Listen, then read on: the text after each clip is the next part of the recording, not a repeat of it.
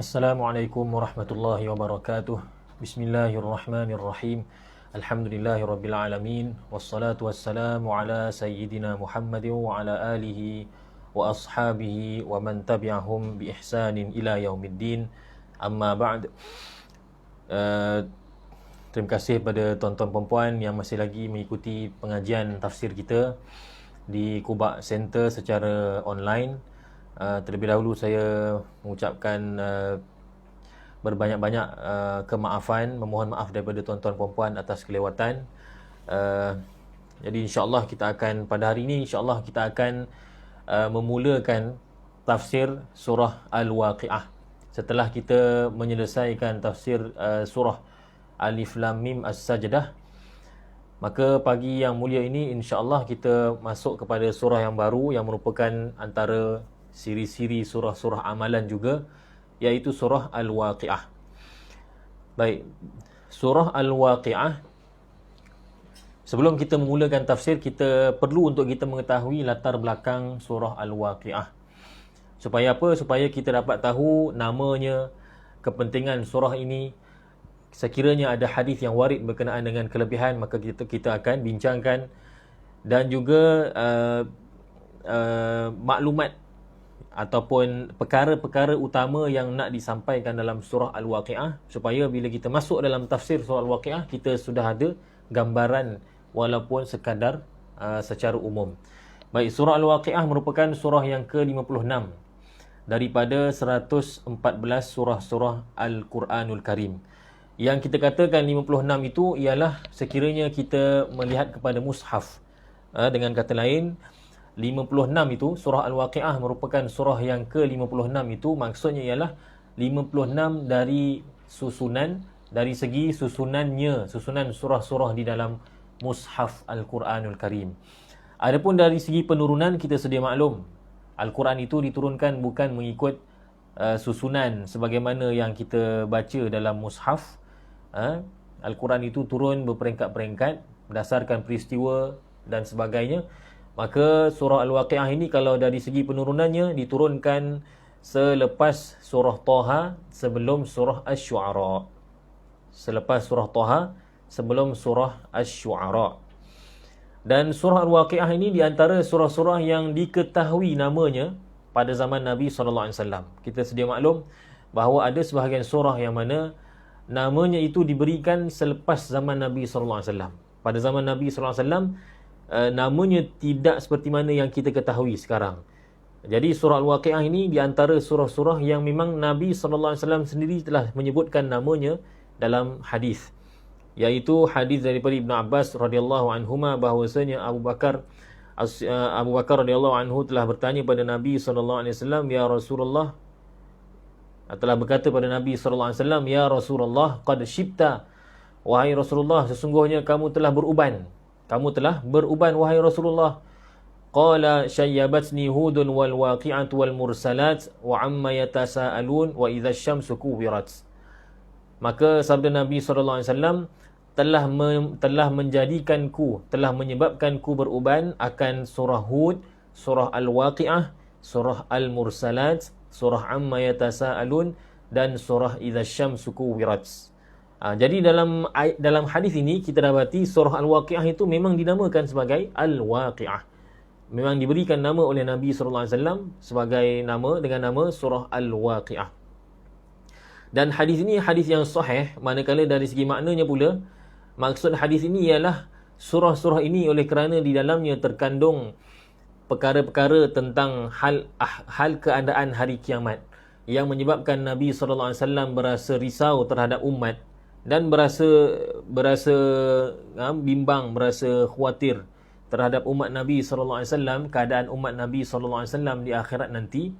Maka kerana itulah, oleh kerana kerisauan baginda SAW, maka Nabi SAW, rambut Nabi SAW menjadi beruban. Ini yang biasa kita dengar orang-orang tua, orang-orang lama selalu sebut kan, kau ni banyak berfikir. Bila dia melihat seorang yang muda, yang dalam usianya yang muda sudah beruban, maka dia kata, kau ni banyak fikir ni. Sebenarnya perkara itu memang daripada hadis lagi. Nabi SAW telah memberikan isyarat tentang perkara tersebut. Disebabkan banyak berfikir, banyak risau terhadap umat, maka rambut Nabi SAW beruban. Dan juga berkenaan dengan kelebihan bagi surah ini, ada diriwayatkan hadis berkenaan dengan kelebihannya. Di antaranya hadis daripada Abdullah bin Mas'ud radhiyallahu anhuma, kata beliau, sami'tu Rasulullah sallallahu alaihi wa alihi wasallam yaqul, kata beliau, aku telah mendengar Rasulullah sallallahu alaihi wasallam bersabda, man qara'a suratal waqi'ati kulla lailatin lam tusibhu faqatun abada.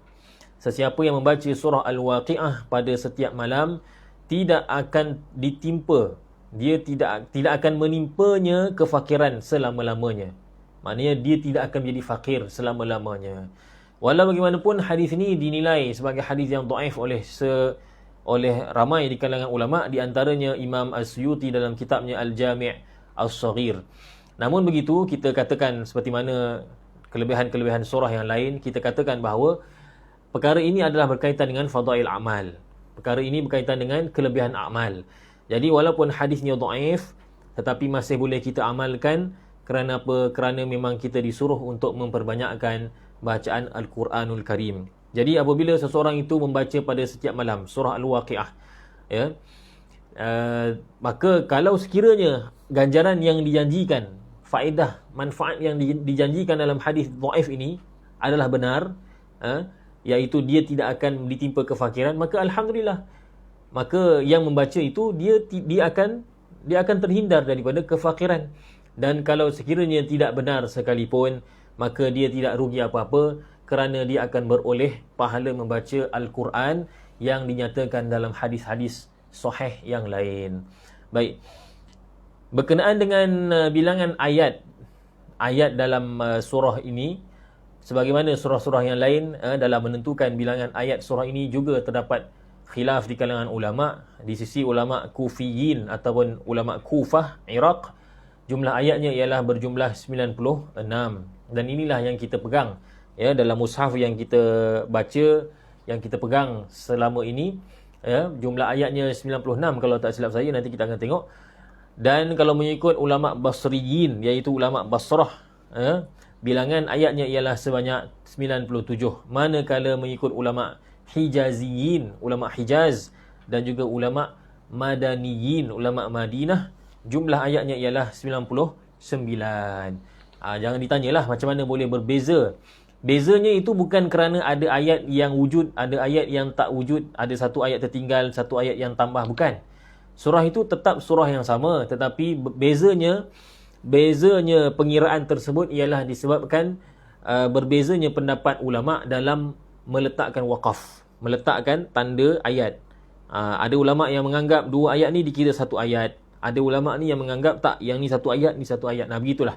Secara umumnya itulah jawapan yang kita boleh kongsikan supaya kita ada maklumat secara kasar berkenaan dengan khilaf ulama dalam menentukan bilangan ayat bagi surah Al-Waqi'ah, dan begitu juga dengan surah-surah yang lain yang terdapat padanya khilaf berkenaan dengan penentuan bilangan ayatnya.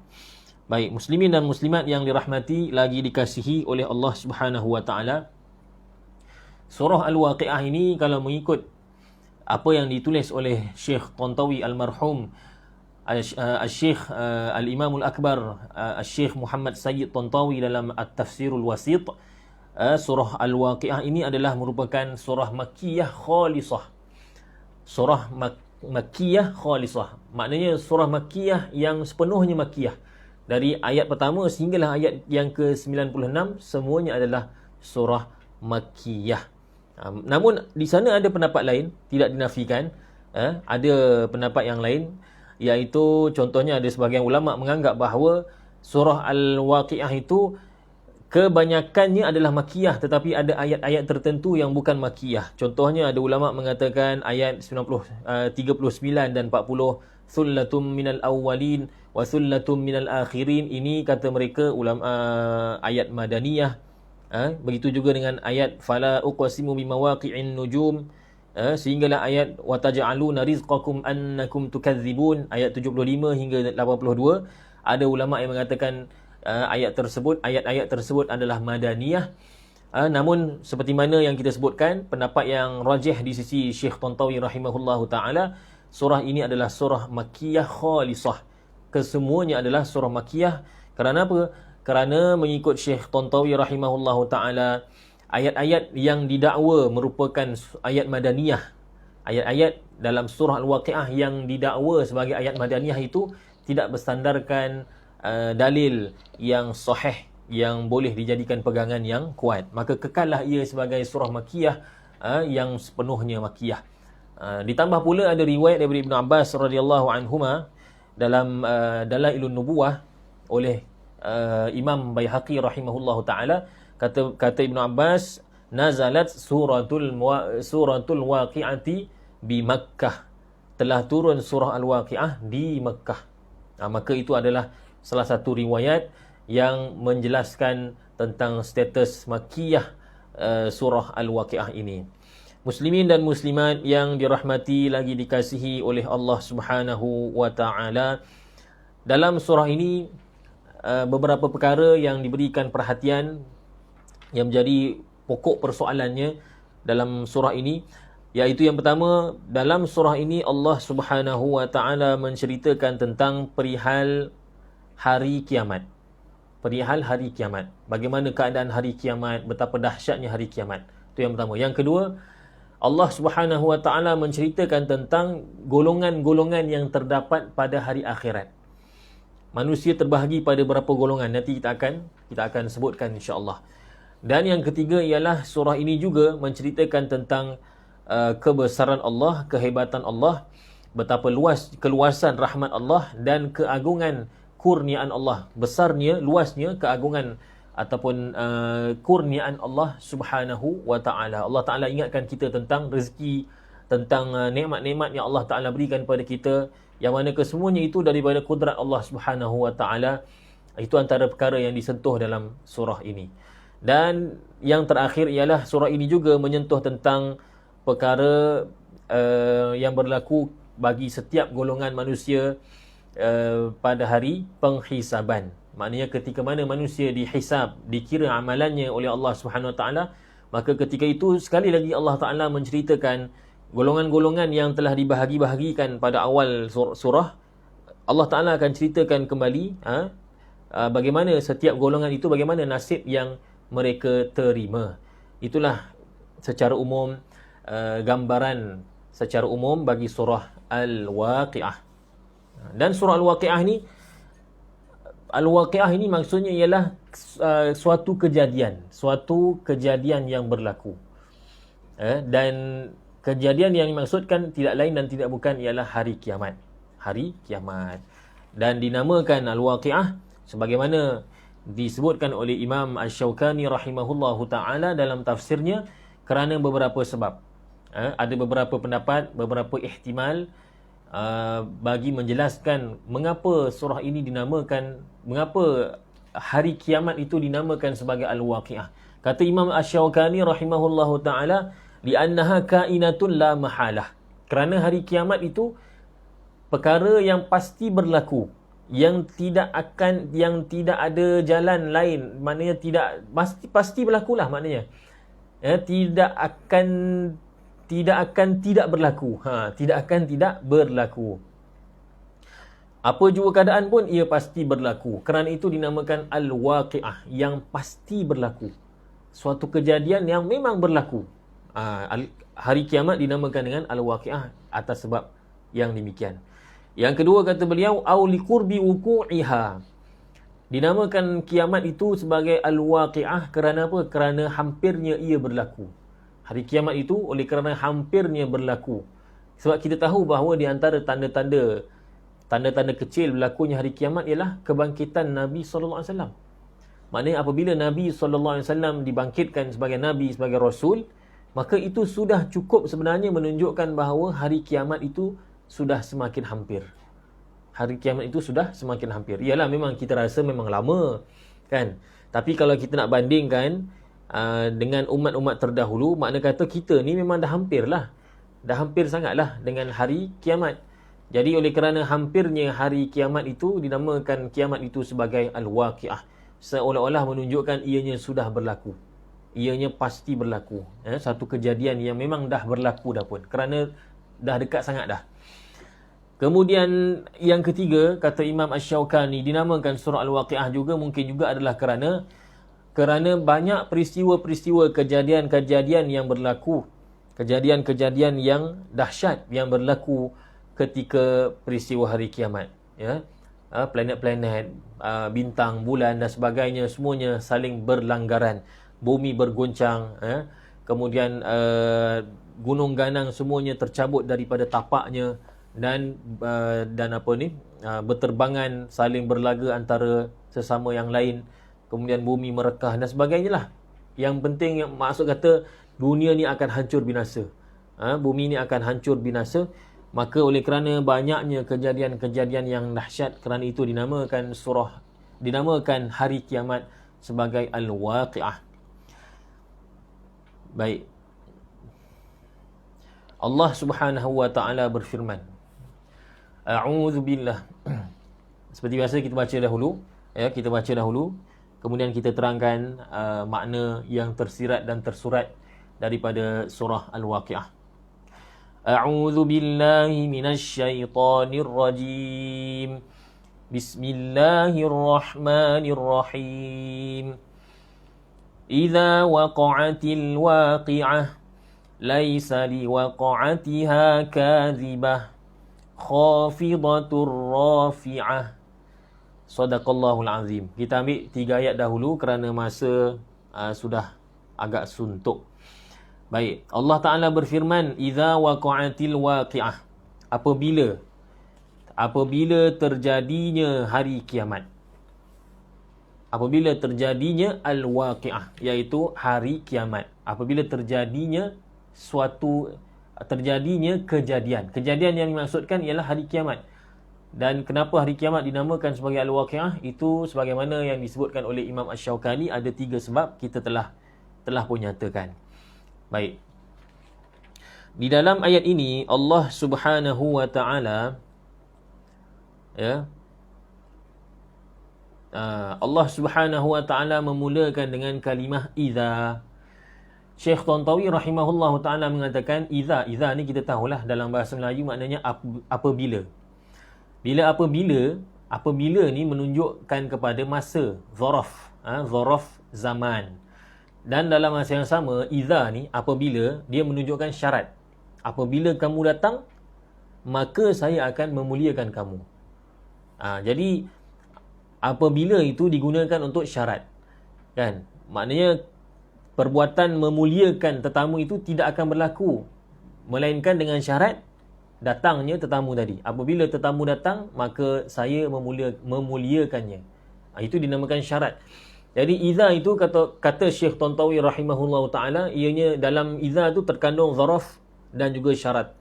Kenapa Allah Taala memulakan surah ini dengan idza waqa'atil waqi'ah, apabila berlakunya hari kiamat? Kata Syekh Tantawi, jawapannya ialah kerana hendak memberikan ataupun hendak menarik perhatian telinga-telinga yang mendengar kalam Allah. Manusia apabila dikata apabila, maka orang akan memberikan perhatian. Orang akan memberikan perhatian. Berbanding disebut perkara yang belakang. Bila disebutkan perkara yang belakang, orang kurang beri perhatian. Contohnya, bumi akan terbelah apabila berlakunya kiamat. Apabila itu di belakang. Tapi dalam ayat ini, idza tu dinyatakan awal, idza waqa'atil waqi'ah. Maka manusia yang faham bahasa Arab, dia dengar idza saja, dia akan pasang telinga dia mendengar dengan perhatian, nak dengar apa yang terjadi kalau berlakunya kiamat. Dia nak tahu apa ceritanya. Dan juga kata Syekh Tantawi, idza juga bagi orang yang faham bahasa Arab, bila dia dengar idza, maka hatinya, jiwanya akan tergerak untuk mencari-cari, untuk mengekori dan memberikan perhatian terhadap jawapan yang akan dijelaskan apabila berlakunya kiamat. Maka akan disebutkanlah apa seterusnya, kejadian yang seterusnya. Itu tujuan kenapa digunakan kalimah idza. Dan juga ada jawapan lain, Antaranya Jawapan yang diberikan oleh Syekh Jamal dalam Hasyiatul Jamal ala tafsir Al-Jalalain, beliau menyatakan ada beberapa wajah. Wajah yang pertama, idza itu ialah zaraf sahaja, zaraf semata-mata. Zaraf semata-mata, tidak ada makna syarat. Tidak ada makna syarat. Jadi kalau begitu, idza waqa'atil waqi'ah laisa liwaqa'atiha kadzibah, maksudnya ialah bila kita nak faham maksudnya, kita kena terbalikkan. Laisa liwaqa'atiha kadzibah idza waqa'at. Laisa liwaqa'atil waqi'ah, laisa liwaqa'atil waqi'ah kadzibatun idza waqa'at. Tidak ada ataupun ternafilah, tidak ternafilah pendustaan, penipuan, pendustaan, pembohongan berkenaan dengan berlakunya kiamat apabila ia telah berlaku. Apabila ia telah berlaku. Ini kalau idza ini kita lihat sebagai zaraf, sebagai masa. Dan juga wajah yang kedua kata Syekh Jamal, tafsiran yang kedua, idza itu boleh juga kita anggap dia sebagai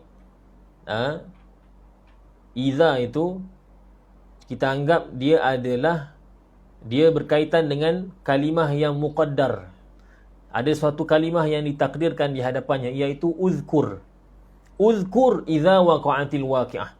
Ingatlah apabila berlakunya kiamat. Jadi dia di tempat inilah nasab.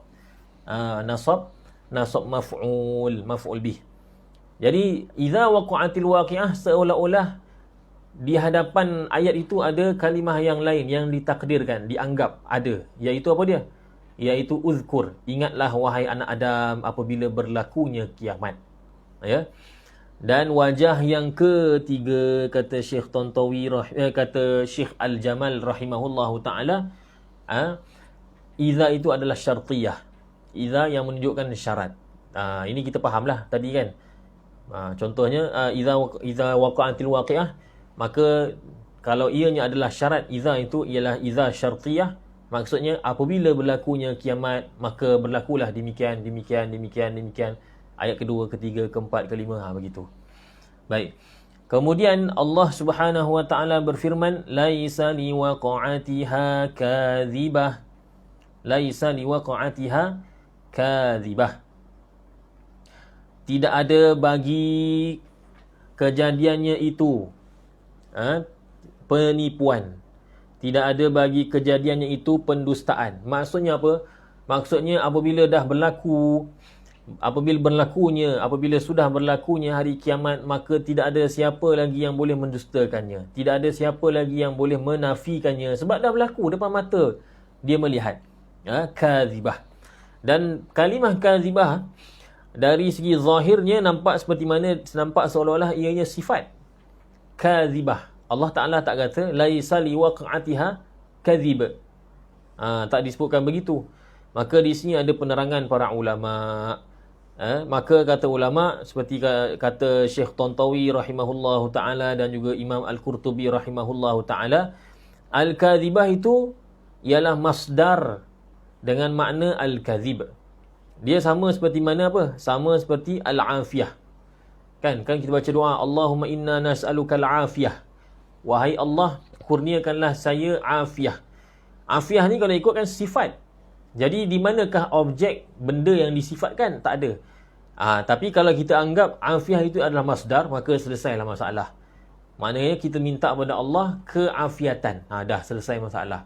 Tak perlu lagi kita minta penjelasan mausufnya. Ya.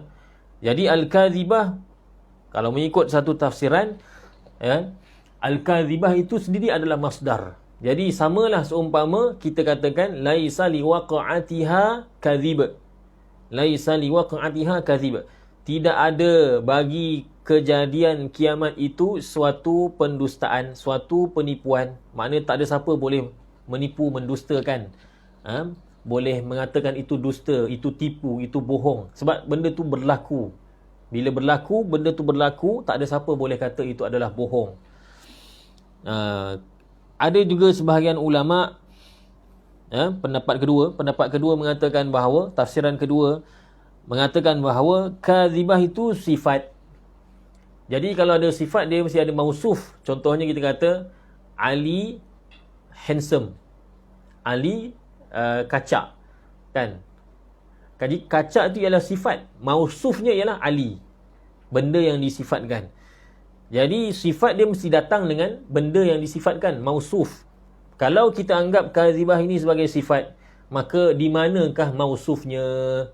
Di manakah mausufnya? Maka kata Imam Qurtubi, Syekh Tantawi dan lain-lain, maksudnya ialah dia punya mausufnya ialah hal. Hal. Jadi takdirnya begini, laisa liwaqa'atiha halun kadzibah. Apabila berlakunya hari kiamat, maka tidak ada bagi kejadian hari kiamat itu suatu jiwa yang mendustakannya. Tak ada satu jiwa, tidak ada satu individu pun yang mendustakannya. Ya. Maaf tadi hal. Tidak ada suatu pun hal yang mendustakan, hal yang dusta. Ataupun Syekh Imam Qurtubi kata nafsun kadzibah. Tidak ada suatu jiwa pun yang mendustakannya. Seperti mana kata Imam Baydawi. Imam Baydawi menafsirkan laisa liwaqa'atiha kadzibah, maksudnya tidak ada bagi kejadian kiamat itu suatu manusia, suatu nafs, suatu jiwa, satu individu yang boleh mendustakannya apabila berlakunya kiamat. Begitu juga kalau dari segi tafsir bil ma'thur, warid daripada setengah salafus salih sebagaimana Al-Hasan, yang dikatakan oleh Al-Hasan, Al-Basri, Qatadah dan juga Az-Zajjaj, maksud laisa liwaqa'atiha kadzibah ay la yarudduha syai'un. Tidak ada sesuatu pun yang boleh menolaknya. Jadi tafsir bil ma'thur, riwayat yang ma'thur daripada Al-Hasan, Qatadah dan Az-Zajjaj menunjukkan tafsiran tadi. Baik, kita pergi seterusnya. Khafidatur rafi'ah. Khafidatur rafi'ah, iaitu Allah Subhanahu wa taala berfirman, kejadian itu merendahkan. Kejadian tadi, waqi'ah tadi, kejadian hari kiamat tadi, khafidatur rafi'ah. Kejadian itu menyebabkan ataupun merendahkan dan meninggikan. Khafidah merendahkan, rafi'ah menaikkan, meninggikan. Maknanya kiamat itu merendahkan suatu golongan dan meninggikan suatu golongan yang lain. Baik. Allahumma salli ala sayyidina Muhammad wa ala alihi wa sahbihi wa baraka wa sallam. Yang kita sebutkan tadi itulah tafsir yang dikemukakan oleh Syekh Tantawi. Khafidatur rafi'ah maksudnya ialah hari kiamat itu, al-waqi'ah itu, kejadian kiamat itu, ia merendahkan orang-orang yang celaka ke darjat yang paling rendah, dan dia meninggikan orang-orang yang berbahagia, orang-orang soleh dan sebagainya, ke darjat yang tertinggi. Itulah dikatakan khafidatur rafi'ah. Cuba kita fikirkan, kiamat tu dia bukan orang, dia bukannya benda yang bernyawa, yang berakal. Macam mana hari kiamat itu boleh meninggikan dan merendahkan? Kan, bukankah yang meninggikan Allah, yang merendahkan Allah? Jadi di sini kata ulama tafsir, ini adalah majaz. Majaz ni apa dia? Kiasan sahaja. Sebenarnya bukan hari kiamat itu yang meninggikan dan merendahkan, tapi Allah Ta'ala yang meninggikan dan merendahkan manusia pada hari itu. Jadi disandarkan perbuatan merendahkan, meninggikan itu kepada hari itu atas jalan kiasan sahaja. Kan? Contohnya kita ni kan, kita bersaing dengan kawan kita pada hari sukan. Kita kata pada hari ini kita akan pada hari ini adalah hari yang menentukan siapa di antara kita yang berjaya. Adakah hari itu yang menentukan? Hari itu, hari Isnin contohnya, Khamis. Isnin tu pergi kira markah kita. Si Isnin itulah yang kira markah kita dan menentukan siapa nombor 1, nombor 2. Tak. Hari itu dia tak buat benda tu. Hari Isnin itu atau hari Ahad, hari sukan itu, dia tak buat benda tu. Yang buat apa dia? Tu pengadil, kan? Juri hakim tu yang yang mengadili upacara ataupun acara sukan. Dia yang kira markah, dia yang ukur meter apa semua untuk menentukan siapa yang menang. Jadi itulah dinamakan sebagai kiasan, sabilul majaz, ala sabilil majaz. Itu tafsiran yang pertama, ya, tafsiran yang pertama. Dan tafsiran ini ada sokongan daripada riwayat daripada salafus soleh. Antaranya ialah riwayat daripada Qatadah, kata beliau, maksud khafidatur rafi'ah ialah khafadat aqwaman fi azabillah wa rafa'at aqwaman ila ta'atillah. Hari kiamat itu merendahkan kaum-kaum tertentu ke dalam azab Allah dan meninggikan kaum-kaum tertentu kepada ketaatan kepada Allah Subhanahu wa taala. Ada orang yang dimasukkan syurga dan ada orang yang dimasukkan ke dalam neraka. Allahumma salli ala sayyidina Muhammad. Ada juga yang memberikan tafsiran yang lain. Ini kita anggap sebagai tafsiran yang kedua. Kata Syekh Tantawi, sebahagian ulama menganggap bahawa khafidatur rafi'ah bukan maksudnya hari kiamat itu meninggikan satu kaum dan merendahkan satu kaum, bukan. Tetapi yang dimaksudkan dengan khafidatur rafi'ah ialah bintang-bintang yang bertebaran. Bumi yang diterbalikkan. Bumi yang menjadi hancur, menjadi terbelah. Dan juga gunung ganang yang terangkat berterbangan seperti mana kapas-kapas yang berterbangan. Inilah yang dikatakan sebagai khafidatur rafi'ah. Ini tafsiran yang kedua. Bagus juga kalau sekiranya kita ambil catatan. Tafsiran yang kedua mengatakan khafidatur rafi'ah bukan maksudnya hari kiamat itu meninggikan orang soleh, merendahkan orang yang fasik, orang kafir. Tidak. Khafidatur rafi'ah, kata mereka, maksudnya ialah pada hari kiamat itu akan ada benda yang turun, ada benda yang naik. Benda yang turun apa dia? Matahari, bulan, bintang, planet-planet akan saling berlanggaran dan serpihannya akan jatuh ke bumi. Khafidah. Dan ada yang naik ke langit. Ada yang terpelanting ke atas. Apa dia? Bumi. Apabila bumi itu dia bergegar, maka ada serpihan yang akan terpelanting ke atas. Air akan memancut dan sebagainya. Tanah mungkin akan berterbangan dan sebagainya, debu-debu berterbangan dan sebagainya. Itulah yang difahami oleh sebagian ulama menerusi firman Allah Ta'ala, khafidatur rafi'ah. Dan kata Syekh Tantawi rahimahullahu ta'ala, al-ayatul karimatu tasa'ul ma'nayain. Ayat yang mulia ini mencakupi kedua-dua makna. Dua-dua makna tu boleh belaka. Begitu juga dengan Al-Baydawi dalam tafsirnya juga menyebutkan kedua-dua makna yang telah kita sebutkan tadi. Baik. Kemudian firman Allah Subhanahu wa taala, idza rujjatil ardu rajja. Idza rujjatil ardu rajja. Apabila rujjat ni apa dia? Rujjat, digoncangkan, al-ardu, bumi, rajja, dengan segoncang-goncangnya. Apabila bumi ini digoncangkan dengan segoncang-goncangnya, ya. Rajja itu, rajja, kata Ibnu Abbas dan juga Ibnu Abbas, Mujahid dan Qatadah, maksudnya ialah zulzilatil zilzala. Maknanya sama seperti mana dalam surah Al-Zalzalah. Idza zulzilatil ardu zilzalaha.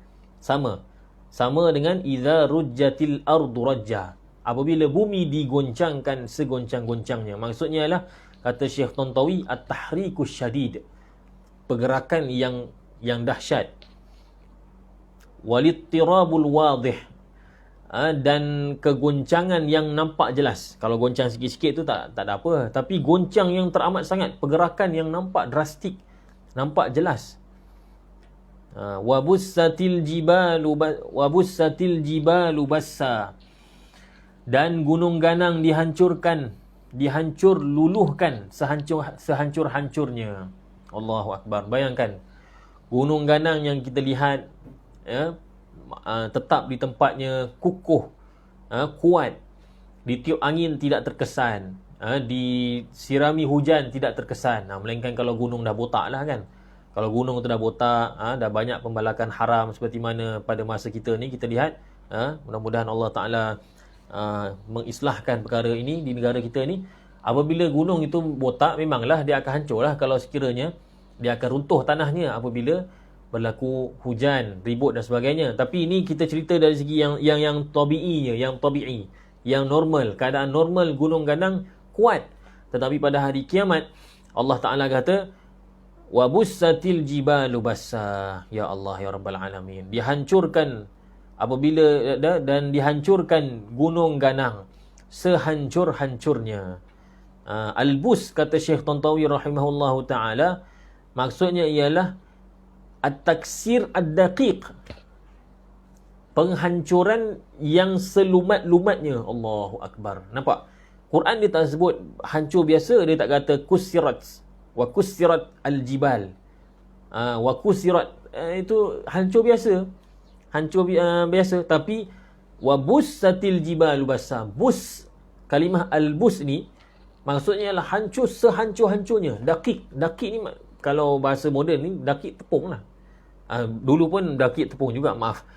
Maksud kata nak kata betapa hancurnya tepung tu sampai dinamakan daqiq. Jadi daqiq ni maknanya halus. Maknanya gunung ganang pada hari kiamat, Allah Ta'ala gambarkan betapa dahsyatnya hari kiamat. Gunung ganang itu hancur, bukan hancur terbelah dua, terbelah tiga. Itu biasa, itu tak ada apalah. Maknanya kata tak adalah dahsyat sangat. Tapi wabussatil jibalu bassa, hancur selumat-lumatnya. Ya Allah, ya Rabbal Alamin. Semoga Allah Ta'ala selamatkan kita. Kemudian firman Allah Subhanahu Wa Ta'ala lagi, wa fakanat haba'am mumbatha, maka jadilah ia debu yang berterbangan. Fakanat, maka jadilah ia tu apa? Kanat al-jibal, al-jibal, gunung ganang tadi, jadilah dia haba'an, debu-debu, mumbatha, yang berterbangan, yang berselerakan. Ya Allah, ya Rabbal Alamin. Jadi kita bayangkan gunung ganang yang begitu hebat pun akan berterbangan macam tu. Makna kata kita ni manusia macam manalah agaknya keadaan kita. Kemudian Allah Subhanahu Wa Ta'ala berfirman, wa kuntum azwajan thalathah, dan kamu pada waktu tersebut azwajan thalathah, azwajan thalathah, dalam keadaan terbahagi kepada menjadi 3 golongan. Azwaj ni dalam ayat ini maksudnya ialah golongan, bukannya bini. Kan ada pula yang tafsir tadi ni wa kuntum azwajan thalathah, oh dapat 3 bini.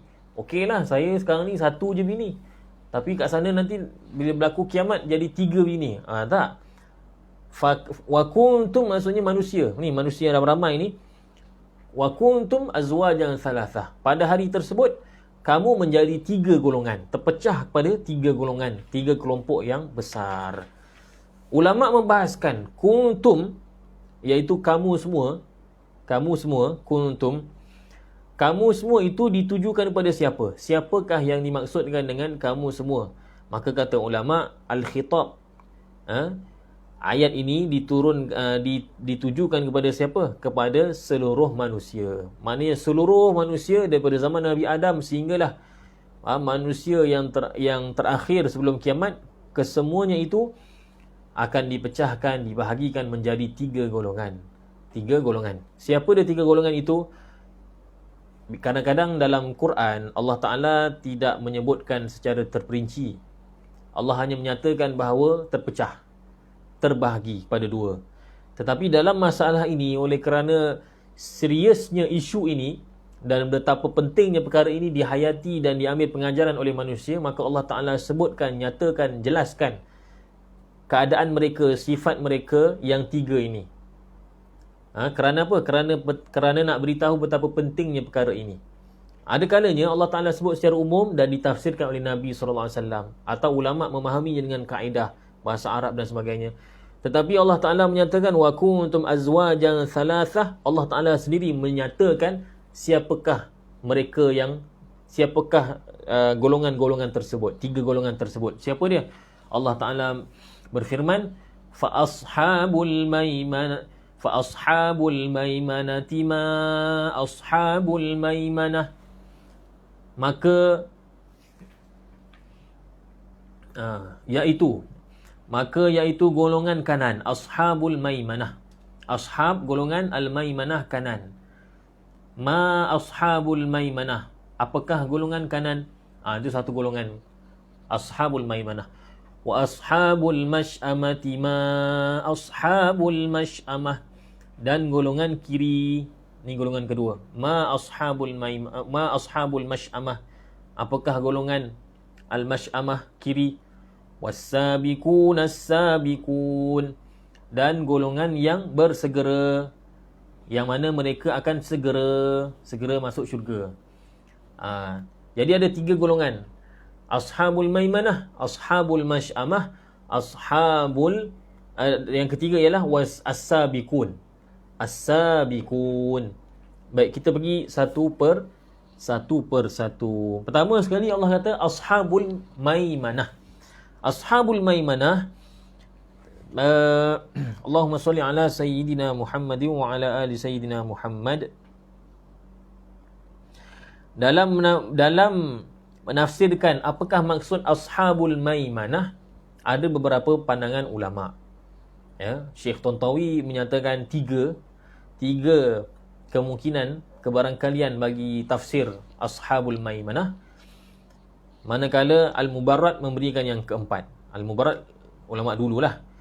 Kata Syekh Tantawi rahimahullahu taala, ashabul maimanah itu maksudnya ialah as-su'ada, orang-orang yang berbahagia, orang-orang yang bahagia, yang mana allazina yu'tuna kutubuhum atau kutubahum yaumal qiyamah bi aimanihim. Orang-orang bahagia yang mana mereka ni diberikan kitab catatan buku amalan mereka di tangan kanan mereka pada hari kiamat. Ini satu tafsiran. Jadi kenapa golongan ini dipanggil golongan kanan? Kerana mereka menerima buku catatan amalan dengan tangan kanan. Oleh kerana kanan yang mereka gunakan, maka kerana itulah mereka dinamakan orang kanan. Manakala yang masy'amah tadi kiri, oleh kerana mereka menerima buku catatan amal dengan tangan kiri, maka mereka dinamakan sebagai masy'amah. Ini satu tafsiran. Ini jelaslah. Atau kata Syekh Tantawi, ini tafsiran kedua. Atau mungkin juga kata Syekh Tantawi, mungkin juga kerana mereka ni golongan ashabul maimanah ini, mereka akan pada hari kiamat nanti, pada hari akhirat nanti, mereka akan dipisahkan dan mereka akan ditolak ke kanan. Mereka akan pergi ke kanan masuk syurga. Jadi kalau mengikut tafsiran kedua, kanan itu bukan merujuk tangan kanan ke tangan kiri, tak, tapi arah mereka itu, di mana mereka pergi, di mana mereka bergerak. Ketika manusia berhimpun di padang mahsyar, ramai manusia, kalau mengikut tafsiran kedua ni, manusia akan dibahagikan 3 golongan. Maka satu golongan itu disuruh dibawa ke kanan. Okey, kamu semua ni pergi ke kanan. Macam kita duduk masa perimpunan sekolah dululah kan. Ni kelompok ni pergi ke kanan, pergi ke syurga, maksudnya ke kanan. Oleh kerana mereka bergerak ke arah kanan, kerana itu dinamakan ashabul maimanah. Dia berbeza sikit dengan tafsiran pertama. Tafsiran pertama melihat kepada situasi mereka menerima buku catatan amalan. Baik, yang ketiga kata Syekh Tantawi, mungkin juga ashabul maimanah itu dinamakan ashabul maimanah kerana maimanah itu maksudnya ialah berkat. Maimanah itu maksudnya ialah berkat. Ashabul maimanah maknanya golongan yang berkat, yang mendapat keberkatan. Sebagaimana orang Arab menamakan tangan kiri sebagai syu'um. Arah kiri ni sebagai syu'um.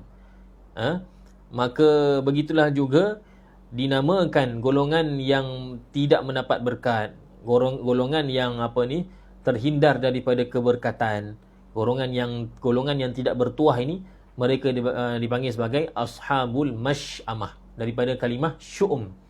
Ya. Baik, kemudian Al-Mubarrad mengatakan, yang ini kita anggap sebagai keempat lah, tafsiran yang keempat. Al-Mubarrad mengatakan bahawa Ashabul Maimanah maksudnya adalah Ashabut Taqaddum. Ashabut Taqaddum. Golongan yang terkehadapan. Manakala Ashabul Mash'amah ditafsirkan sebagai Ashabut Ta'akhur. Golongan yang terkebelakang. Kerana apa? Al-Mubarrad mengatakan, orang Arab mengatakan, bila orang Arab nak menggambarkan terkehadapan, maka dia akan kata maimanah. Contohnya, kata Al-Mubarrad, orang Arab mengatakan, ij'alni fi yaminika. Ij'alni fi yaminika. Jadikanlah aku di kananmu. Bukan maksudnya, kau letakkan aku duduk belah kanan kamu. Tak. Bukan begitu maksud mereka, kata Al-Mubarrad. Orang Arab dahulu bila mereka kata ij'alni fi yaminika, jadikan aku di kananmu, maksudnya ialah jadikan aku di depanmu. Di depanmu maksudnya. Ni lain sikit dengan bahasa Arab yang kita faham secara zahir ni, sebab kita pengetahuan bahasa Arab kita tidak seluas ulama dahulu. Orang Arab mengatakan ij'alni fi yaminika, jadikan aku di kananmu, maksudnya ialah jadikan aku di hadapanmu. Wala taj'alni fi shimalik, jangan jadikan aku di kirimu. Maksud di kirimu bukan maksudnya jangan kau letak aku di sebelah kiri, tak. Orang Arab bila kata begitu, maksud mereka ialah jangan kamu letakkan aku di belakang. Jadi Al-Maimanah dan Al-Mash'amah maksudnya adalah At-Taqaddum dan At-Ta'akhur, kalau mengikut Al-Mubarrad. Dan ini semua dinukilkan oleh Imam Asy-Syaukani dalam tafsirnya Fathul Qadir. Jadi Ashabul Maimanah kalau mengikut tafsiran keempat, iaitu tafsiran Al-Mubarrad, maksudnya adalah orang yang terkehadapan. Terkehadapan apa? Wallahualam, mungkin maksudnya ketika di akhirat mereka akan di depan, diletakkan di hadapan, dihisap terlebih dahulu, masuk syurga terlebih dahulu. Manakala Mash'amah ni golongan yang dikemudiankan, mereka akan menerima seksaan, keperitan di padang mahsyar, panas dan sebagainya, mereka akan lambat. Mereka akan lambat dihisap. Bila lambat dihisap, tak kiralah masuk syurga ke masuk neraka ke, keperitan di mahsyar itu sendiri adalah satu azab. Jadi mereka adalah mana kata golongan yang terkebelakang, Mash'amah. Kemudian Allah dalam ayat ini, kalau kita perhatikan Ashabul Maimanah, kemudian Allah kata ma ashabul maimanah. Kemudian ashabul mash'amah, ma ashabul mash'amah. Ma ashabul mash'amah. Ma ashabul maimanah, kata Syekh Tantawi rahimahullahu taala, tujuannya ialah untuk tafkhim dan juga i'la, untuk menunjukkan kebesaran dan ketinggian golongan ashabul maimanah. Ini kita boleh praktiskan dalam perbualan seharian kita, kan? Kita kata humul mumtazun, kita kata apa ni, fa ashabul imtiyaz, fa ashabu al-imtiyaz, ma ashabul imtiyaz. Betapa hebatnya, betapa mulianya, betapa tingginya golongan yang mendapat mumtaz. Mendapat mumtaz. Jadi ma ashabul maimanah itu bukan sekadar persoalan ataupun ayat biasa, tapi ia bertujuan untuk tafkhim. Manakala ma ashabul mash'amah, tujuannya ialah untuk menghinakan, litahqir. Allah kata, Syekh Tantawi kata, bila mana Allah Ta'ala menyebutkan, berfirman, wa ashabul mash'amati ma ashabul mash'amah, Allah kata golongan kedua ialah ashabul mash'amah, betapa hinanya golongan ashabul mash'amah. Itu tafsirannya begitu, kalau mengikut apa yang dinyatakan oleh Syekh Tantawi rahimahullahu ta'ala. Kemudian Allah Subhanahu wa ta'ala berfirman berkenaan dengan golongan yang ketiga, was-sabiqun, dan golongan yang mendahului ataupun golongan yang berlumba-lumba, orang-orang yang mendahului.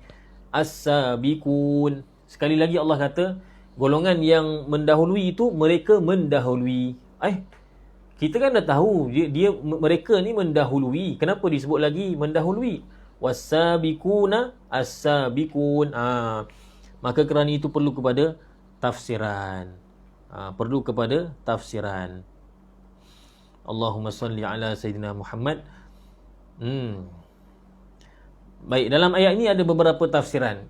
Kalau mengikut Syekh Tantawi rahimahullahu ta'ala, maksudnya was-sabiquna as-sabiqun, maksudnya ialah golongan yang as-sabiqun ini ialah mereka yang mendahului orang lain dalam setiap perkataan, perbuatan yang padanya itu ada ketaatan kepada Allah dan penghampiran kepada Allah Subhanahu Wa Taala. Maknanya mereka ni dalam hal ketaatan dan menghampirkan diri kepada Allah, mereka sentiasa mendahului orang lain. Mendahului orang lain. Allahumma salli ala Sayyidina Muhammad. Kemudian kalau kita lihat tafsir bil ma'thur, riwayat-riwayat daripada para salafus salih, para sahabat dan juga tabi'in lah khususnya, terdapat banyak penerangan tentang as-sabiqun. Kerana kita tahu bahawa as-sabiqun ini, perkataan as-sabiqun maksudnya ialah orang-orang yang mendahului. Bila sebut mendahului ni tergantung. Tergantung. Kita kena ada tafsir baru kita faham. Mendahului apa? Mendahului dari segi solat ke? Mendahului dari segi pembacaan Quran ke?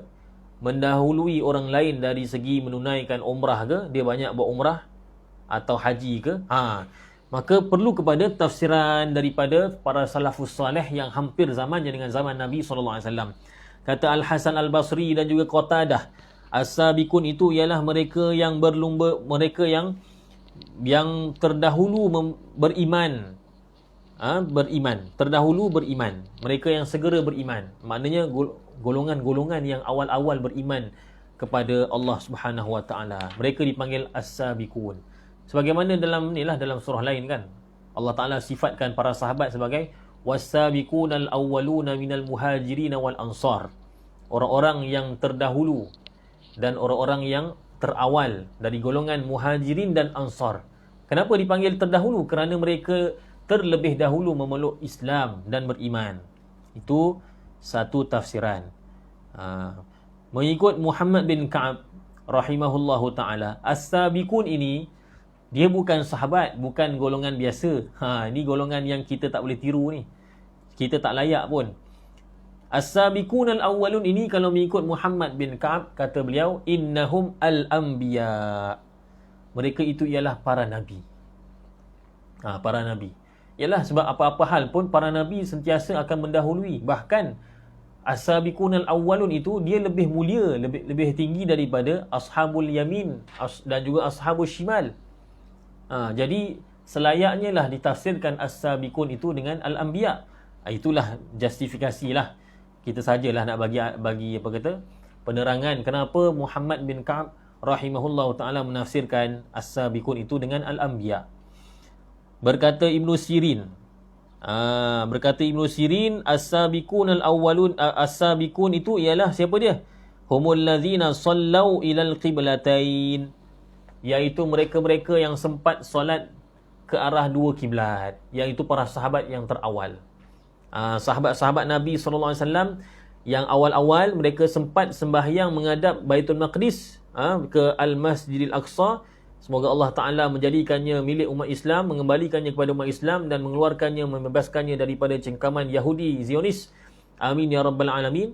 Dan mereka juga, para sahabat tadi juga sempat menunaikan solat menghadap ke Kaabah. Orang-orang yang sempat dua kiblat tersebut dipanggil as-sabiqun. Kerana apa? Bila mereka sempat dua kiblat itu, menunjukkan bahawa mereka ni golongan batch yang awal. Golongan yang awal dalam dunia Islam, dalam sejarah umat Islam. Berkata Mujahid, as-sabiqun itu ialah humul ladzina sabaku ilal jihad wa bihi qala ad-dhahak wa bihi qala ad-dhahak. Berkata Imam Mujahid dan juga ad-dhahak, as-sabiqun itu ialah orang yang bersegera menunaikan jihad. Kerana kita tahu orang jihad ini akan dirasakan berat oleh manusia. Jadi orang yang apabila dia mendengar semboyan ataupun seruan jihad, dia terus mengangkat senjatanya berjihad fi sabilillah, terus bersegera ke medan perang, maka mereka ni memang selayaknya lah mendapat tempat yang tertinggi. As-sabiqun was-sabiqun as-sabiqun. Berkata Sa'id bin Jubair, humus sabiquna ila taubah wa a'malil bir. As-sabiqun itu ialah golongan yang bersegera bertaubat dan bersegera dalam melakukan amal kebajikan. Yang ni kita boleh, kalau mengikut tafsiran ini, kita bolehlah, berpeluanglah kita untuk memasukkan diri kita, menyertakan diri kita di dalam golongan as-sabiqun. Jadi setiap kali buat dosa, kita taubat. Setiap kali ada peluang untuk buat baik, untuk sedekah, untuk solat, untuk baca Quran, untuk tolong orang, kita bersegera. Mudah-mudahan kita termasuk dalam golongan as-sabiqun kalau mengikut tafsiran Sa'id bin Jubair. Berkata Az-Zajjaj, makna as-sabiqun maksudnya ialah as-sabiquna ila ta'atillah, humus sabiquna ila rahmatillah. Kalau Az-Zajjaj dia faham begini, was-sabiquna as-sabiqun. As-sabiqun yang pertama tu kan dia ulang kan, was-sabiqun as-sabiqun. Was-sabiqun yang pertama itu ialah maksudnya dan orang-orang yang bersegera ke arah ketaatan kepada Allah. As-sabiqun yang kedua, mereka maksudnya ialah mereka itulah orang-orang yang bersegera ke arah rahmat Allah. Ini lagi jelas. Was-sabiquna as-sabiqun. Golongan yang bersegera menuju kepada ketaatan kepada Allah, mereka itulah golongan yang bersegera kepada rahmat Allah Subhanahu wa ta'ala. Baik. Satu lagi perkara sebelum kita tangguhkan majlis kita ini, ya. Dua perkara, maaf. Dua perkara yang perlu diberi perhatian. Yang pertama ialah kenapa kita tahu bahawa as-sabiqun ini golongan yang lebih mulia daripada golongan yang pertama, iaitu ashabul maimanah. Malah bahkan lebih-lebih lagi lah, dia lebih mulia daripada golongan ashabul masy'amah. Persoalannya ialah kenapa Allah Ta'ala dalam firman-Nya dalam surah Al-Waqi'ah menyebut ataupun memfirmankan as-sabiqun itu di tempat yang ketiga. Kenapa diletakkan di belakang? Kata Imam Asy-Syaukani rahimahullahu ta'ala, dikatakan bahawa tujuan diletakkan di belakang as-sabiqun itu kerana apa? Kerana ianya bersesuaian dengan ayat selepasnya, iaitu ulaikal muqarrabun. Kalau Allah Ta'ala menyebutkan as-sabiqun al-awwalun, was-sabiqun as-sabiqun terlebih dahulu, maka mungkin kita akan salah faham. Ulaikal muqarrabun itu mungkin semua sekali, ataupun ashabul masy'amah, kerana dia yang hampir. Jadi kerana itulah was-sabiqun as-sabiqun itu walaupun golongan yang termulia di antara tiga golongan ini, tetapi diletakkan di belakang kerana bersesuaian dengan sifat yang Allah nyatakan seterusnya, iaitu ulaikal muqarrabun. Mereka itulah orang-orang yang dihampirkan. Dihampirkan kepada apa? Fi jannatin na'im, di dalam syurga yang penuh dengan nikmat. Baik. Itu yang pertama. Yang keduanya ialah Allah Subhanahu wa taala berfirman, ulaikal muqarrabun. Mereka itulah orang-orang yang dihampirkan. Kenapa? Kita dah tahu bahawa was-sabiqun as-sabiqun itu disebutkan sejurus sebelum ulaikal muqarrabun. Tetapi kenapa Allah mengatakan ulaika, sedangkan ulaika ni menunjukkan jauh. Ulaika, mereka itu sana tu. Kan? Ulaika. Contoh kita kata orang Yahudi, orang Zionis kan? Sahyuniyun. Ulaika sahniyun. Mereka itulah golongan Zionis. Ulaika sesuailah dengan ayat tadi kerana jauh. Tapi dalam as-sabiqun as-sabiqun, Allah kata ulaikal muqarrabun. Mereka itulah. Kalimah ulaika itu seolah-olah menunjukkan jauh. Mengapa digunakan kalimah ulaika? Kenapa tak kata hum je senang? Hum al-muqarrabun. Mereka juga. Tapi dalam ayat ni digunakan ulaika yang seolah-olah menunjukkan jauh. Maka kata Syekh Tantawi rahimahullahu ta'ala, kata Syekh Tantawi rahimahullahu ta'ala, digunakan kalimah ulaika yang mana walaupun nampak macam jauh tapi sebenarnya menunjukkan ketinggian darjat mereka kepada di sisi Allah Subhanahu Wa Taala, nak dibandingkan dengan darjat-darjat kita-kita yang lain ni. Tapi kita pun mudah-mudahan masuk jugalah, amin ya rabbal alamin, dalam golongan as-sabiqun. Jadi nak kata mereka ni jauh meninggalkan kita, darjat mereka ni lebih tinggi, jauh bezanya dengan orang-orang yang ashabul maimanah, ashabul masy'amah, maka kerana itulah disebutkan ulaikal muqarrabun. Mereka itu, sana tu yang jauh tu, yang tinggi ke atas sana tu, darjat yang tertinggi tu, itulah mereka dia al-muqarrabun. Nampak tak? Jadi Quran ni masya-Allah, kalau kita faham makna dia, kita akan best lah. Baca Quran ni memang best. Kita akan tadabbur, kita akan baca dengan penuh penghayatan, dan penghayatan itulah seterusnya akan menolak kita ke hadapan untuk rajin melakukan amal soleh. Jadi cukup sekadar itu untuk hari ini. Mudah-mudahan dapat kita mengambil pengajaran ayat pertama sehinggalah ayat yang ke-11. InsyaAllah nanti kita akan ulang balik ayat yang ke-11, sedikit tambahan nanti ada, dan kita akan teruskan dengan ayat 12, 13 dan seterusnya. Baik, apa yang baik datang daripada Allah Subhanahu Wa Taala. Sekiranya ada salah silap, mohon maaf daripada tuan-tuan, puan-puan. Mohon teguran, boleh nyatakan di komen teguran-teguran yang membina. Mudah-mudahan kita saling belajar antara sesama kita. Mudah-mudahan ada kebaikan yang dapat kita amalkan dan kita sampaikan, insya-Allah. Sekian saja untuk hari ini, insya-Allah. Wallahu alam. Subhanallah wa bihamdihi, subhanakallahumma wa bihamdika, asyhadu an la ilaha illa anta, astaghfiruka wa atubu ilaik.